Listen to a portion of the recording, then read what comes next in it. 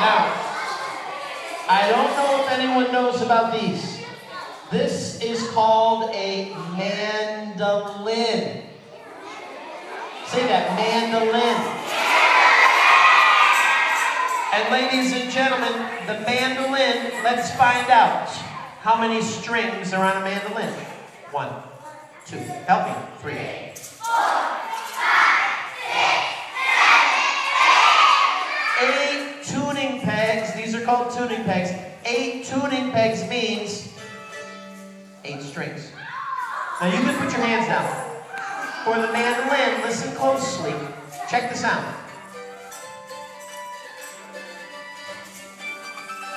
Now, you can hear it pretty good. That means this is an acoustic instrument. I don't have to plug it in.